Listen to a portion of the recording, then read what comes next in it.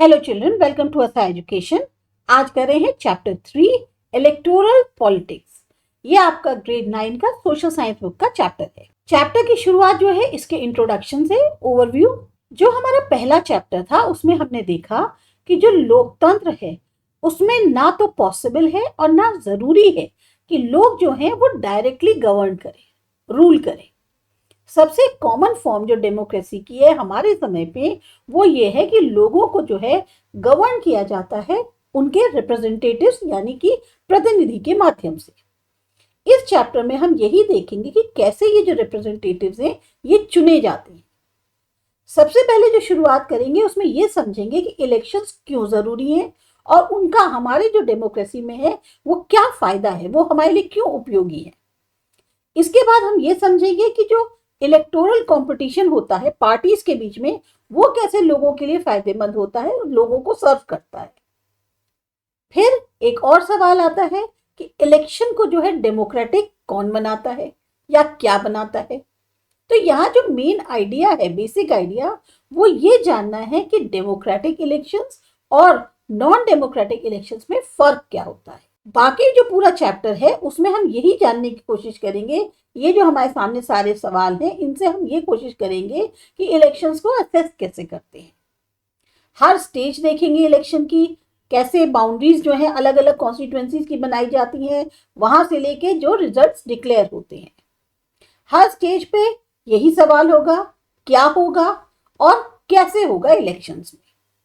फिर जब चैप्टर का एंड होगा उसमें हम जो है अगेन अपने असेसमेंट की तरफ मुड़ेंगे कि क्या इलेक्शंस जो इंडिया में होते हैं वो फ्री और फेयर होते हैं और क्या रोल होता है इलेक्शन कमीशन का इन इलेक्शंस को फ्री और फेयर कराने में। इसी में हमारा पहला टॉपिक आता है व्हाई इलेक्शंस। इलेक्शंस क्यों चाहिए।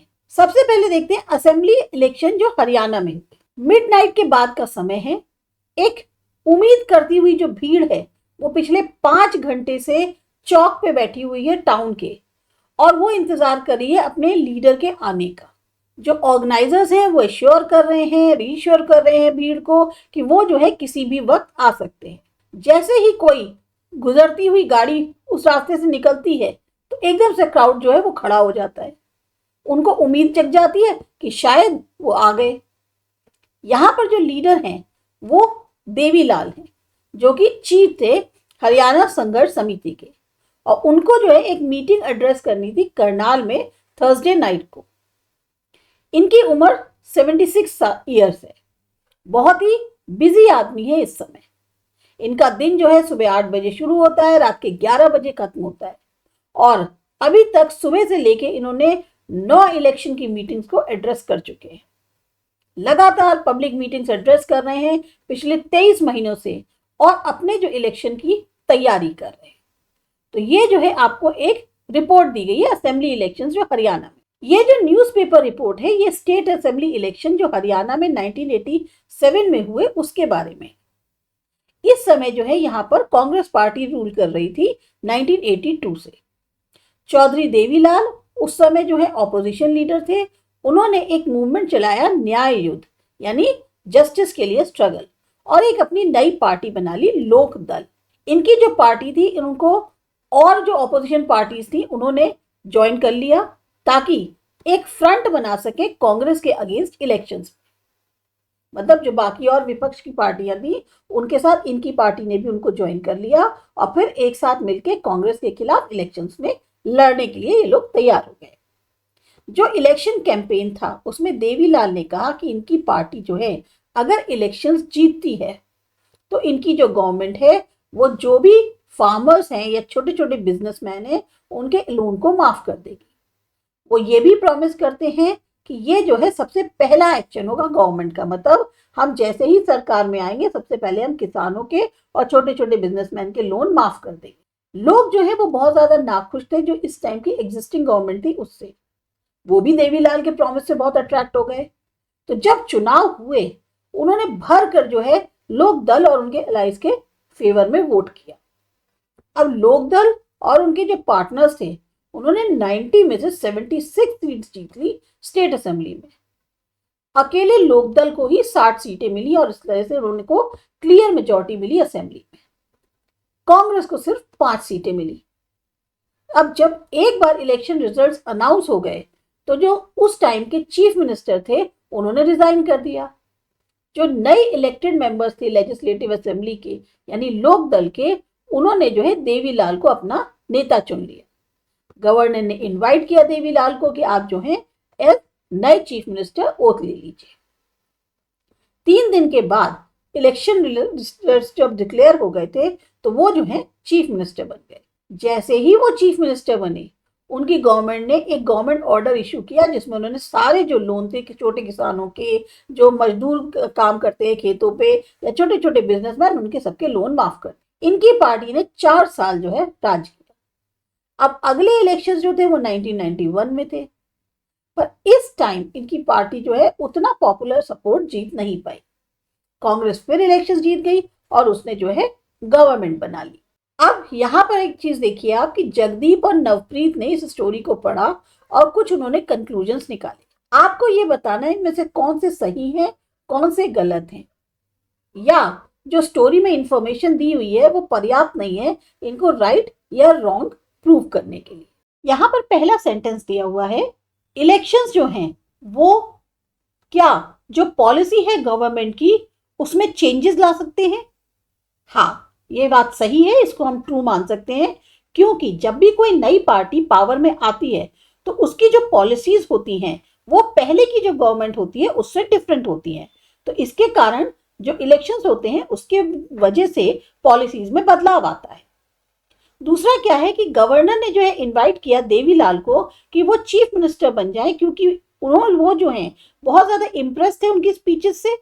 ये फॉल्स है, क्योंकि गवर्नर ने देवीलाल को इसलिए इनवाइट किया था, उनकी पार्टी ने मेजॉरिटी जीती थी, ना कि उनकी स्पीचेस के कारण। तीसरा है, लोग जो है नाखुश थे हर एक रूलिंग पार्टी से, और जब भी कोई अगला इलेक्शन आता है उसमें उसके खिलाफ वोट कर देते हैं। तो इसमें ये जो है कह सकते हैं इनएडिकेट है, क्योंकि इसमें जो है पूरी इंफॉर्मेशन दी नहीं गई है। मतलब यहाँ पे सिर्फ एक इलेक्शन की बात हो रही है हरियाणा के, अब ना तो इसमें इंफॉर्मेशन दी गई है और बाकी इलेक्शंस की या स्टेट्स की, तो हम इसको जनरलाइज नहीं कर सकते। फोर्थ है, पार्टी जो जीतती है इलेक्शंस को वो गवर्नमेंट बनाती है। ये बिल्कुल ट्रू है, क्योंकि मेजॉरिटी पार्टी ही हमेशा इलेक्शंस के बाद, जब जीतने के बाद गवर्नमेंट को बनाती है। इलेक्शन के कारण जो है बहुत ज्यादा इकोनॉमिक डेवलपमेंट हुआ हरियाणा में। अगेन ये भी आपका इनएडिकेट में आएगा। क्यों आएगा? क्योंकि इस स्टोरी में कहीं पे भी मेंशन नहीं किया गया किसी भी इकोनॉमिक डेवलपमेंट के बारे में इलेक्शंस के बाद, तो हम पूरी तरह से इसको सही या गलत नहीं ठहरा सकते। फाइनली आता है जो कांग्रेस चीफ मिनिस्टर थे, उनको जो है रिजाइन करने की जरूरत नहीं थी जब उनके पार्टी जो है वो इलेक्शंस को हार गई। ये गलत है, क्योंकि डेमोक्रेसी में जब भी कोई पार्टी इलेक्शंस को हार जाती है तो उसको रिजाइन करना होता है, क्योंकि उसके बाद अब कोई भी मेजॉरिटी सपोर्ट नहीं रह गया है, तो उसका जो रेजिग्नेशन है वो बहुत जरूरी हो जाता है। अब यहाँ पर एक एक्टिविटी दी हुई है सेल्फ अटेम्प्ट की। आपको बताना है कि आपके स्टेट में लास्ट असेंबली इलेक्शंस कब हुए थे, कौन से और दूसरे इलेक्शंस जो है आपकी लोकेलिटी में हुए पिछले 5 साल में। आपको लेवल ऑफ इलेक्शंस का जो है वो लिखना है उसके बारे में, चाहे नेशनल हुए, असेंबली हुए, पंचायत हुए, कहां पर कब हुए थे, नेम और डेजिग्नेशन बताना है उन पर्संस का जो चुने गए आपके एरिया से। अब आता है टॉपिक, ये सेल्फ अटेम्प्ट है आपकी एक्टिविटी, जिसको आपको खुद ही करना होगा। इलेक्शंस जो है वो क्यों चाहिए? इलेक्शंस जो है किसी भी लोकतंत्र में रेगुलर उस पे 5 साल के बाद होते हैं। 100 से ज्यादा ऐसी कंट्रीज हैं पूरी दुनिया में जहां इलेक्शंस जो हैं वो करे ही जाते हैं ताकि लोग जो हैं अपने प्रतिनिधि को चुन सकें। हमने पहले ही पढ़ा था कि इलेक्शंस जो हैं बहुत सारी कंट्रीज में ऐसे में भी होते हैं जहां वो डेमोक्रेटिक यानी लोकतांत्रिक नहीं है। पर सवाल जो सबसे बड़ा है वो ये है कि इलेक्शंस की जरूरत ही क्यों है? अब इमेजिन करो एक ऐसी डेमोक्रेसी जहां इलेक्शंस नहीं होते, लोगों का रूल संभव है बिना इलेक्शंस के। अगर सारे लोग जो है एक साथ हर दिन बैठे और सारे डिसीजंस लें, पर जैसे हमने देखा था चैप्टर 1 में, ये पॉसिबल नहीं है एक बहुत बड़ी कम्युनिटी के अंदर। ना ही पॉसिबल है हर एक के लिए कि उसके बाद इतने टाइम हो, उसकी उतनी जानकारी होगी, वो डिसीजन जो है हर मैटर पे ले पाए। तो ज्यादातर डेमोक्रेसीज में लोग जो है वो अपने रिप्रेजेंटेटिव्स के थ्रू रूल करते हैं। क्या कोई डेमोक्रेटिक तरीका है जो रिप्रेजेंटेटिव्स हैं उनको चुनने का बिना इलेक्शंस के? अगेन, एक ऐसी प्लेस के बारे में सोचो जहां रिप्रेजेंटेटिव्स चुने जाते हैं उनकी एज और एक्सपीरियंस के आधार पे, या एक ऐसी जगह जहां उनको उनकी एजुकेशन और नॉलेज के बेसिस पे चुना जाता है। कुछ डिफिकल्टी आएगी डिसाइड करने में कि कौन एक्सपीरियंस ज्यादा है, किसको जो है ज्यादा नॉलेज है, पर चलो ये मान देते हैं कि लोग जो है इस प्रॉब्लम को या डिफिकल्टीज को सॉल्व कर लेंगे। ऐसी जगहों पे जो है आपको इलेक्शंस की जरूरत नहीं है। पर फिर क्या हम इस जगह को लोकतांत्रिक मानेंगे? कैसे हमें पता चलेगा कि जो लोग हैं उनको अपना रिप्रेजेंटेटिव पसंद है कि नहीं है? इस चीज को कैसे इंश्योर करेंगे कि ये जो रिप्रेजेंटेटिव्स रूल कर रहे हैं ये जैसी लोगों की मर्जी है वैसा कर रहे हैं? फिर इस बात का कैसे श्योरिटी होगी कि जो लोग नहीं चाहते हैं, मतलब उनको रिप्रेजेंटेटिव्स अगर नहीं पसंद आ रहे हैं, तो वो जो हैं उनके रिप्रेजेंटेटिव्स ना बने रहें? तो इसके लिए सबके लिए एक मैकेनिज्म चाहिए जिससे लोग अपने प्रतिनिधि को चुन सकें रेगुलर इंटरवल पे और बदल सके अगर उनकी मर्जी हो तो। ये मैकेनिज्म कहलाता है इलेक्शन। इसीलिए इलेक्शंस जो है बहुत असेंशियल माने जाते हैं हमारे समय में किसी भी रिप्रेजेंटेटिव डेमोक्रेसी के लिए। इलेक्शंस में वोटर्स के पास बहुत सारी चॉइसेस होती हैं। वो चुन सकता है उसको जो उनके लिए कानून बनाए, या वो उनको चुन सकता है जो गवर्नमेंट बनाए और बहुत बड़े बड़े डिसीजंस ले पाए। ये उनको चुन सकते हैं जिसकी पार्टी जो है उसकी पॉलिसीज जो है क्या कहते हैं गाइड करेंगी गवर्नमेंट को और लॉ मेकिंग में। तो यहाँ पर जो इलेक्शन के लिए वोटर्स होते हैं उनके पास बहुत सारी चॉइसेस हो। अब इलेक्शन को डेमोक्रेटिक कौन बनाता है? इलेक्शन कई तरीके से हो सकते हैं। सारी डेमोक्रेटिक कंट्रीज जो है वो इलेक्शंस कराती हैं, पर जो नॉन डेमोक्रेटिक कंट्रीज हैं उनके यहाँ भी कुछ तरीके के इलेक्शंस होते हैं। फिर क्वेश्चन आया कि डेमोक्रेटिक इलेक्शंस को बाकी इलेक्शन से कैसे अलग करें। इसके बारे में हमने चैप्टर 1 में डिस्कस किया था। बहुत सारे एग्जाम्पल्स देखे थे उन कंट्रीज के जहां इलेक्शंस तो होते हैं पर उनको सही मायने में डेमोक्रेटिक इलेक्शंस नहीं कह सकते। थोड़ा सा रिकॉल करते हैं जो हमने वहां पढ़ा था और स्टार्ट कर रहे हैं बिल्कुल सिंपल लिस्ट से, मिनिमम कंडीशन जो डेमोक्रेटिक इलेक्शंस की है उसके लिए। सबसे पहले हर कोई जो है वो चुनने का उसको मौका मिले। इसका मतलब हर एक का जो एक वोट है उसके पास अपना एक वोट है और हर वोट की जो है बराबर की वैल्यू है। सेकेंडली क्या है कि कुछ ऐसा होना चाहिए जिससे हम चुन पाए। अब पार्टीज और कैंडिडेट्स जो हैं वो फ्रीली इलेक्शंस कंटेस्ट कर सकती हैं और कुछ सही मायने में चॉइसेस जो है वो वोटर्स के सामने ऑफर कर सकती है। तीसरा है चॉइस जो ऑफर करी जाए वो रेगुलर इंटरवल्स पे।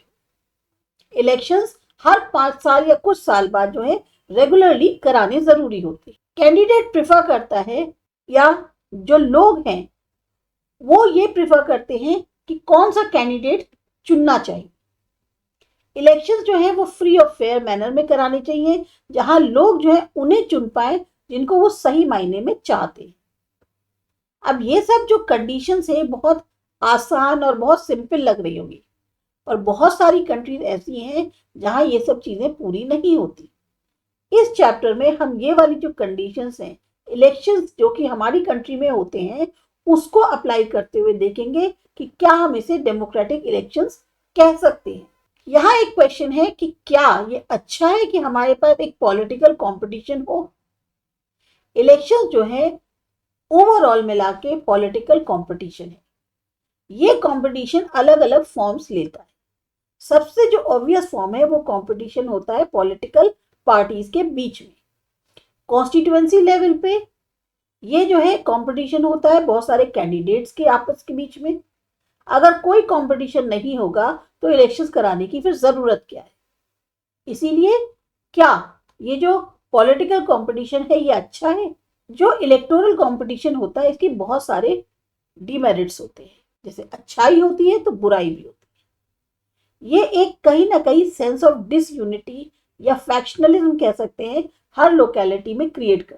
अब जैसे आपने सुना होगा कि लोग कंप्लेन करते हैं कि हम अपनी पॉलिटिकल पार्टीज के बारे में लोकेलिटी के अंदर, अब अलग अलग पॉलिटिकल पार्टीज और लीडर्स जो हैं वो एक दूसरे के ऊपर क्या करते हैं, आरोप प्रत्यारोप लगाना शुरू कर देते हैं। पार्टीज हो, कैंडिडेट्स हो, डर्टी ट्रिक्स इस्तेमाल करते हैं इलेक्शंस को जीतने के लिए। कुछ लोग कहते हैं कि ये जो प्रेशर होता है इलेक्टोरल फाइट्स को जीतने का, इससे क्या होता है, एक सेंसिबल तौर पे जो लॉन्ग टर्म पॉलिसीज होती हैं वो नहीं बन पाती। कुछ अच्छे लोग जो चाहते हैं वाकई में कंट्री को सर्व करना, वो इस एरिना में एंटर ही नहीं कर पाते। उनको जो है अच्छा नहीं लगता कि एक अनहेल्दी कंपटीशन में उनको घसीटा जाए। हमारा जो कॉन्स्टिट्यूशन है, उसके जो मेकर्स हैं, वो ऐसी प्रॉब्लम से बहुत ज्यादा परिचित थे। तब भी उन्होंने जो है फ्री कंपटीशन को चुना इलेक्शंस के फॉर्म में, क्योंकि उनको ये लगता था कि अपने फ्यूचर लीडर्स को सेलेक्ट करने का ये सबसे बेस्ट तरीका है। वो उन्होंने इसलिए ये डिसीजन लिया क्योंकि ये जो सिस्टम है ये बहुत अच्छे से काम करेगा लॉन्ग रन में। एक आइडियल वर्ल्ड में सारे पॉलिटिकल लीडर्स जो है वो जानते हैं क्या अच्छा है लोगों के लिए, और उसी से ही मोटिवेटेड होते हैं कि उनको जो है एक पब्लिक को सर्व करना है। ये उनकी अगर डिजायर है तभी जो है ये पॉलिटिकल लीडर्स इस दुनिया में जो है अच्छे से काम करेंगे। पॉलिटिकल कंपटीशन जरूरी नहीं है इस तरीके के आइडियल वर्ल्ड में, पर रियल लाइफ में ऐसा नहीं होता। पॉलिटिकल लीडर्स पूरे दुनिया में जो है बाकी और प्रोफेशनल्स के जैसे उनके अंदर भी एक इच्छा होती है कि वो अपने पॉलिटिकल कैरियर को आगे बढ़ाएं। अगर वो पावर में आए तो वो अपने पॉलिटिकल कैरियर को आगे बढ़ाएं। वो पावर में रहना चाहते हैं, पावर लेना चाहते हैं, पोजीशन लेना चाहते हैं सिर्फ अपने लिए। वो चाहते हैं कि हम लोगों की सेवा करें, पर ये जो है बहुत रिस्की होता है कि खाली अपनी ड्यूटी के ही उस पर आप निर्भर रहें या पूरी तरह से डिपेंड करें। वो चाहते हैं कि वो लोगों की सेवा करें, पर उनको ये नहीं पता उसके लिए क्या करना है, या हो सकता है उनके आइडियाज जो हैं मैच ना करें कि एक्चुअल में पब्लिक चाहती क्या है। तो ये जो हमारी रियल लाइफ सिचुएशन है, इससे हम कैसे डील करें? एक तरीका है कि ट्राई करो, इंप्रूव करो जो नॉलेज और कैरेक्टर है पॉलिटिकल लीडर्स का। दूसरा और सबसे ज्यादा रियलिस्टिक तरीका है कि एक ऐसा सिस्टम बनाओ जहां पर पॉलिटिकल लीडर्स जो हैं उनको रिवॉर्ड किया जाए लोगों की सेवा करने के लिए और पनिश किया जाए कुछ ना करने के लिए। अब ये कौन डिसाइड करेगा कि रिवॉर्ड या पनिशमेंट किसको मिले? तो इसका सिंपल आंसर है लोग। यही तो काम जो है इलेक्टोरल कंपटीशन करता है। रेगुलर इलेक्टोरल कंपटीशन हम लोगों को इंसेंटिव देता है, जो पॉलिटिकल पार्टीज हैं और लीडर्स हैं उनको इंसेंटिव देता है एक तरीके का। उनको पता है अगर वो मुद्दे उठाएंगे जो लोग चाहते हैं कि उठाए जाएं तो उनकी पॉपुलैरिटी और चांसेस जो विक्ट्री की है वो बढ़ जाएंगी नेक्स्ट इलेक्शंस में। अगर वो वोटर्स को सेटिस्फाई नहीं कर पाए अपने काम से तो फिर वो अगली बार इलेक्शंस नहीं जीत पाएंगे। तो अगर जो पॉलिटिकल पार्टी है वो सिर्फ इस इच्छा से मोटिवेटेड है कि वो सत्ता में बनी रहे, तब भी उसको मजबूर होकर सेवा करनी पड़ेगी लोगों की। ये बिल्कुल सोच सकते हैं आप जैसे मार्केट काम करता है। अगर कोई शॉपकीपर जो है सिर्फ अपने प्रॉफिट के बारे में सोचता है, तब भी उसे अच्छी सर्विस देनी होगी अपने कस्टमर्स को। अगर वो अच्छी सर्विस नहीं देगा तो कस्टमर्स दूसरी शॉप पे चले जाएंगे। यही यही चीज होती है इलेक्शंस में। पॉलिटिकल कंपटीशन जो है वो डिवीजन ला सकता है, अगलीनेस आ सकती है, पर फाइनली वो जो है मजबूर करती है पॉलिटिकल पार्टीज और लीडर्स को कि आपको लोगों की सेवा करनी पड़ेगी। अब यहाँ आप ये देखिए कार्टून क्या दिखाया है। जो लीडर है वो क्या कह रहा है, मेरे पास योजनाएं हैं, घोषणाएं हैं, वादे हैं, तो मेरे को तुम वोट दो। तो जो वोटर है वो क्या बोल रहा है, मेरे पास वोट है, मतलब मेरे एक वोट की ताकत इतनी है कि मैं तुमको चाहूं तो चुन सकता हूं, चाहूं तो नहीं चुन सकता। अब यहीं पे दूसरा आप देख सकते हैं, एक लीडर है जिनके पीछे जो एक बैग बंधा हुआ है उसमें प्रोमिसेसों का भंडार है, लेकिन एक्चुअल में वोटर की हालत क्या है कि उसको कोई भी जो प्रॉमिस है वो फुलफिल नहीं हो रहे हैं, तो उसकी हालत वही की वही बेकार जैसी ही। हमारा जो सिस्टम है इलेक्शंस का वो कैसा है, अब इसको देखते हैं। क्या हम कह सकते हैं कि जो हमारे इंडियन इलेक्शंस है वो डेमोक्रेटिक है? तो इस क्वेश्चन के आंसर के लिए हमें देखना होगा कि इलेक्शंस जो हैं वो इंडिया में होते कैसे हैं। लोकसभा और विधानसभा इलेक्शंस जो है वो हर 5 साल के बाद होते हैं। हर 5 साल के बाद जो टर्म है सारे चुने हुए रिप्रेजेंटेटिव्स की वो खत्म हो जाती है। लोकसभा या विधानसभा एक तरह से भंग कर दी जाती है। इलेक्शंस जो हैं वो सारी कॉन्स्टिट्यूएंसीज में होते हैं एक समय में, या तो सेम दिन होते हैं या फिर कुछ दिनों में होते हैं। इसे कहते हैं जनरल इलेक्शन। कई बार इलेक्शन जो है सिर्फ एक कॉन्स्टिट्यूएंसी के लिए होते हैं ताकि जो वैकेंसी है उस सीट की उसको फिल किया जा सके, जो आइदर डेथ या रेजिग्नेशन जो है मेंबर का देने के कारण हुई है। इसे कहते हैं बाय इलेक्शन। तो हम जो है इस चैप्टर में मेनली फोकस करेंगे जनरल इलेक्शंस पे। इलेक्टोरल कॉन्स्टिट्यूएंसी, आपने सुना होगा कि जो लोग थे हरियाणा के, उन्होंने 90 एमएलए को जो है चुना। आप ये सोच सकते हो कि अब उन्होंने किया कैसे? क्या हर इंसान हरियाणा में जो है वो सारे 90 एमएलए के लिए वोट कर रहा था? नहीं, ऐसा नहीं था। हमारी कंट्री में हम एक एरिया जो है, जो एरिया बेस्ड सिस्टम है रिप्रेजेंटेशन का, उसको फॉलो करते हैं। कंट्री जो है अलग अलग एरियाज में बांट दी जाती है इलेक्शन के पर्पज से। ये जो एरियाज हैं ये कहते हैं इलेक्टोरल कॉन्स्टिट्यूएंसीज। जो वोटर्स उस एरिया में रहते हैं वो वहां का एक प्रतिनिधि चुनते हैं। लोकसभा इलेक्शंस के लिए कंट्री जो है वो 543 कॉन्स्टिट्यूएंसीज में बांटी जाती है। जो रिप्रेजेंटेटिव होता है हर एक कॉन्स्टिट्यूएंसी का, उसे कहते हैं मेंबर ऑफ पार्लियामेंट या एमपी। एक जो फीचर है डेमोक्रेटिक का इलेक्शन का वो ये है कि हर वोट जो है उसकी बराबर की वैल्यू है। इसीलिए हमारे कॉन्स्टिट्यूशन में ये जरूरी है कि हर कॉन्स्टिट्यूशन जो है या कॉन्स्टिट्यूएंसी जो है उसका जो है लगभग बराबर सी पॉपुलेशन हो जितनी उसके अंदर रहती है। मतलब सारी कॉन्स्टिट्यूशन में, कॉन्स्टिट्यूएंसीज में मोर और लेस एक ही तरह की पॉपुलेशन हो। इसी तरीके से हर स्टेट को डिवाइड कर दिया जाता है स्पेसिफिक नंबर में असेंबली कॉन्स्टिट्यूएंसीज के। ऐसे में क्या होता है, जो चुना हुआ रिप्रेजेंटेटिव होता है वो कहलाता है एमएलए या member of legislative assembly. Her parliamentary constituency में बहुत सारी असेंबली कॉन्स्टिट्यूएंसीज होती हैं। यही सेम प्रिंसिपल अप्लाइज होता है पंचायत और म्युनिसिपल इलेक्शंस के लिए। हर गांव में या टाउन में उसको डिवाइड किया जाता है बहुत सारे वार्ड्स में, जो कि कॉन्स्टिट्यूएंसीज के जैसे होते हैं।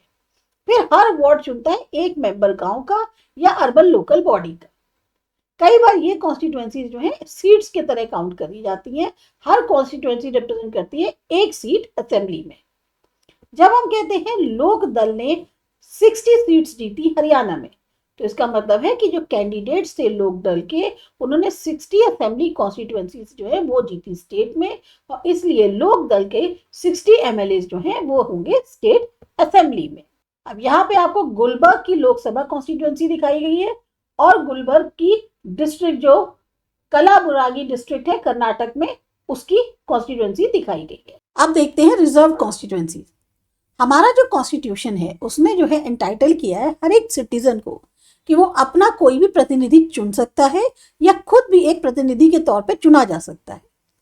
जो कॉन्स्टिट्यूशन मेकर्स थे उनको इस बात की चिंता थी कि ये जो एक ओपन इलेक्टोरल कंपटीशन है इसमें कुछ ऐसे वीकर सेक्शंस हैं जिनको चांस नहीं मिलेगा कि वो जो है लोकसभा या लेजिस्लेटिव असेंबलीज जो स्टेट की होती हैं उनके लिए चुने जाएं, या उनको अपने आप खड़े होने का इलेक्शंस में मौका नहीं मिलेगा। उनके पास जो है जो ज़रूरी संसाधन है वो नहीं होंगे, एजुकेशन की कमी होगी, कॉन्टैक्ट्स नहीं होंगे कि वो इलेक्शन लड़ पाएं या जीत पाएं दूसरों के अगेंस्ट। अब जो इन्फ्लुएंशियल है, रिसोर्सफुल है, वो क्या करेगा, उनको और रोकेगा कि आप जो है इलेक्शन किसी तरह से ना जीतें। अगर ऐसा होता है तो जो हमारे पार्लियामेंट हैं और असेंबलीज हैं उनमें उन लोगों की आवाज़ जो है, एक जो हमारा महत्वपूर्ण सेक्शन है हमारी पॉपुलेशन का, उसकी आवाज़ दब जाएगी या उसकी आवाज़ पहुंचेगी ही नहीं। तो ऐसे में हमारी जो डेमोक्रेसी है वो लेस रिप्रेजेंटेटिव और लेस डेमोक्रेटिक कहलाई। तो जो मेकर्स थे हमारे कॉन्स्टिट्यूशन के, उन्होंने सोचा कि एक स्पेशल सिस्टम जो है रिजर्व कॉन्स्टिट्यूएंसीज का बनाया जाए वीकर सेक्शंस के लिए।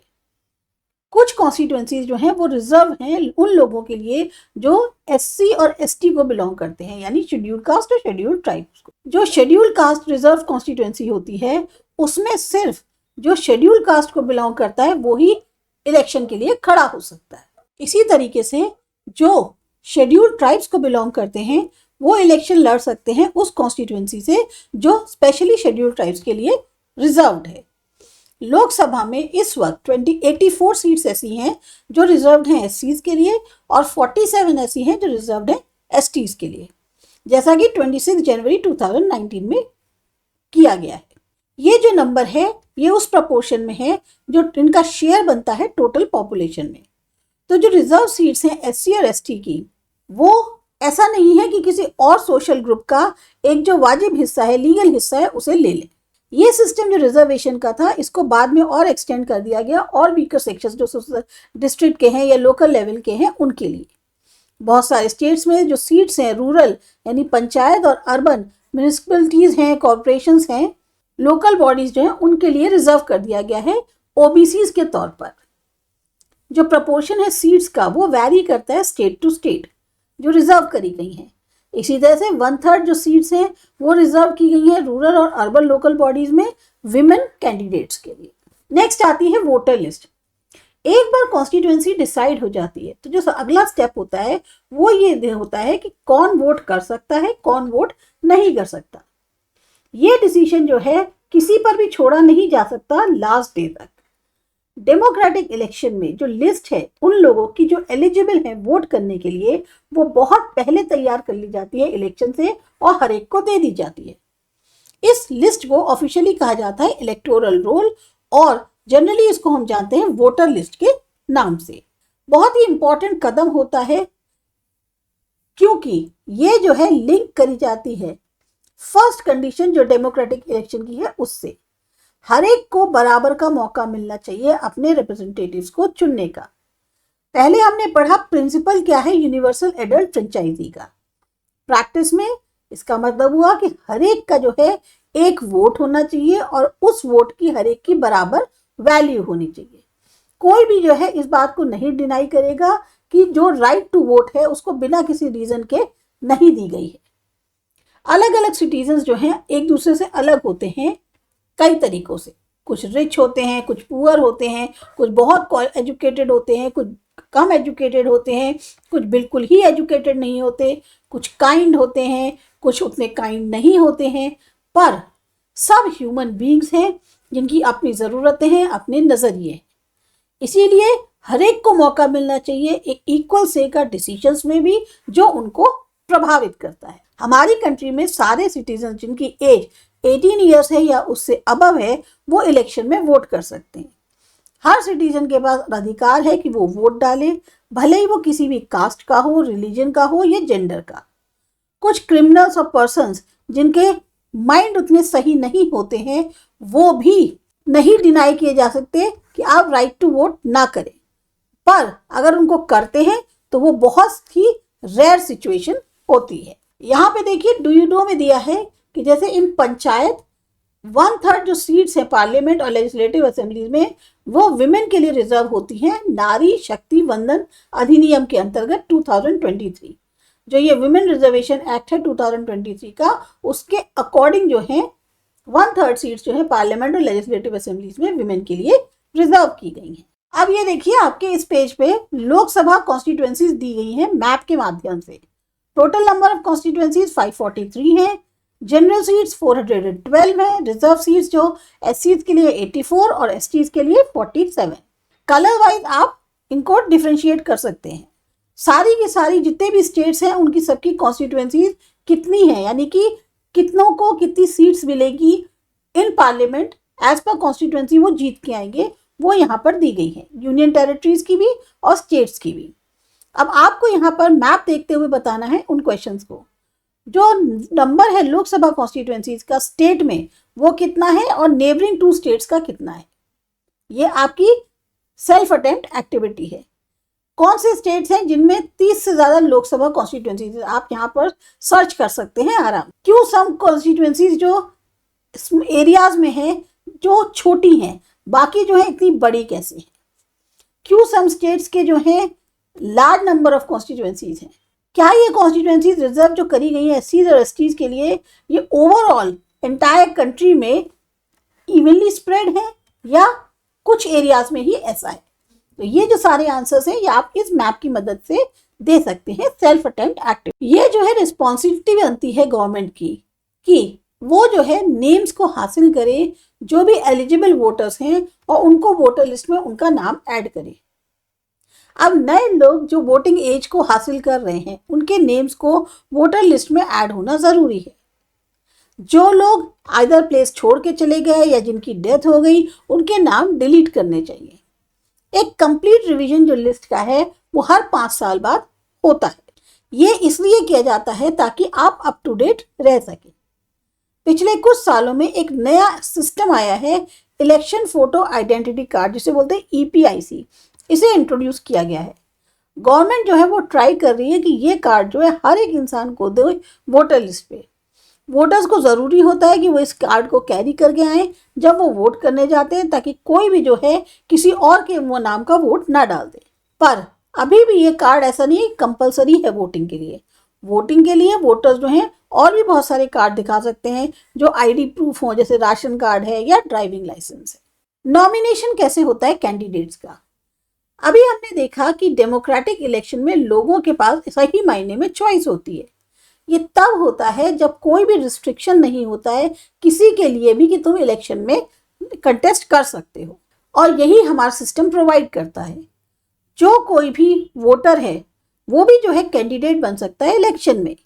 सिर्फ डिफरेंस क्या है कि अगर आप कैंडिडेट बनना चाहते हैं तो आपकी मिनिमम एज 25 ईयर्स होनी चाहिए, जबकि 18 ईयर्स है आप सिर्फ अगर वोटर हैं।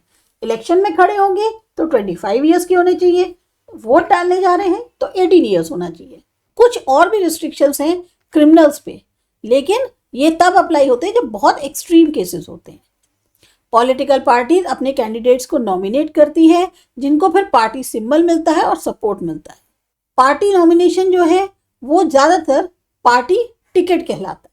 हर वो इंसान जो एक इलेक्शन को लड़ना चाहता है उसे एक नॉमिनेशन फॉर्म भरना पड़ता है और कुछ पैसा जो है सिक्योरिटी डिपॉजिट के तौर पे जमा करना पड़ता है। अभी हाल ही में एक नया सिस्टम आया है डिक्लेरेशन का, जो कि डायरेक्शन पे है अकॉर्डिंग सुप्रीम कोर्ट के। उनके आधार उन्होंने जो है डायरेक्ट किया है, तभी ये जो है डिक्लेरेशन लाया गया है। हर कैंडिडेट को एक लीगल डिक्लेरेशन देना होगा जिसमें उसने सारे डिटेल्स बताने होंगे, जैसे कि उस कैंडिडेट के अगेंस्ट कुछ सीरियस क्रिमिनल केसेस तो पेंडिंग नहीं है, अपने जो भी उनके एसेट्स हैं, लाइबिलिटीज हैं कैंडिडेट की, चाहे वो अपनी हो उनकी फैमिली की हो, वो पूरी डिटेल देनी होगी। एजुकेशनल क्वालिफिकेशन क्या है वो बतानी होगी। यह इंफॉर्मेशन पब्लिक करनी होगी। इससे क्या है, वोटर्स को एक मौका मिलेगा कि वो अपना माइंड मेकअप कर पाए उस इंफॉर्मेशन के आधार पर जो कैंडिडेट्स ने प्रोवाइड करी है। Educational qualification for candidates. क्यों ऐसा होता है कि कोई भी एजुकेशनल क्वालिफिकेशन जो है ऐसी इंपॉर्टेंट पोजीशन के लिए नहीं है, जबकि किसी भी तरीके की एक एजुकेशनल क्वालिफिकेशन चाहिए होती है जब भी हम कोई और जॉब करना चाहते हैं कंट्री में।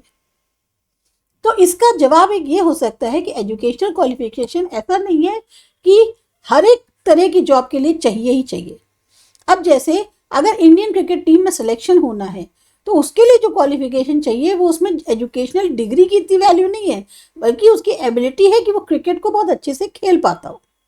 इसी तरह से MLA या MP बनने के लिए आपको सबसे पहले लोगों की जो चिंताएं हैं, प्रॉब्लम्स हैं, उनके इंटरेस्ट जो है उनको रिप्रेजेंट करने की समझ होनी चाहिए।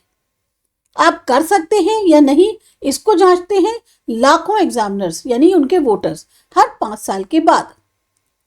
अगर बाई चांस क्वालिफिकेशन जरूरी भी होती तो भी आप लोगों पर ही छोड़ते ये डिसाइड करना कि वो कितना इंपॉर्टेंस देते हैं उस एजुकेशनल क्वालिफिकेशन को। अगर हम कंट्री में एजुकेशनल क्वालिफिकेशन को रखते भी हैं तो भी वो जो है हमारी जो स्पिरिट है डेमोक्रेसी की उसके अगेंस्ट ही होगी। अब उसका कारण क्या है भाई, मेजॉरिटी जो है कंट्री की सिटीजन्स जो हैं उनको जो है आप इलेक्शन नहीं कंटेस्ट करने का जो उनका अधिकार है उससे महरूम रखते। अब एक ग्रेजुएट डिग्री जैसे BA है, BCom है, BSc है, ये आप कंपलसरी कर देते कैंडिडेट्स के लिए, तो 90% सिटीजन जो हैं वो तो पहले ही इलेक्शंस के लिए इनएलिजिबल हो जाते। अब ये देखिए आपको एक इलेक्टोरल रोल दिया हुआ है यहाँ पे 2018 जो कि मिजोरम स्टेट का है। ये जो इलेक्टोरल रोल है इसे हिंदी में मतदाता सूची कहते हैं। मतदाता सूची का ये एक ऑफिशियल पेज है जिसको खास तौर से मिजोरम स्टेट के लिए दिखाया गया है यहाँ पर। ये क्या होता है, इसमें पोलिंग बूथ, एरिया, वोटर्स, इन सब की लिस्ट होती है। जैसे अभी इसमें आप देख सकते हैं यहाँ पर असेंबली कॉन्स्टिट्यूएंसी डिटेल्स दिए गए हैं, रिवीजन डिटेल्स दिए गए हैं, डिटेल्स जो है पोलिंग एरिया के हैं, पोलिंग स्टेशन के डिटेल्स हैं, यहाँ पर वोटर काउंट कितने हैं उसके बारे में है, और वोटर लिस्ट जो उनकी नेम एंट्रीज हैं उन सब के बारे में इसमें दिया गया है। तो ये एक तरह की मतदाता सूची का यहाँ पे आपको आधारिक तौर पे जो होता है वो दिखाया गया है।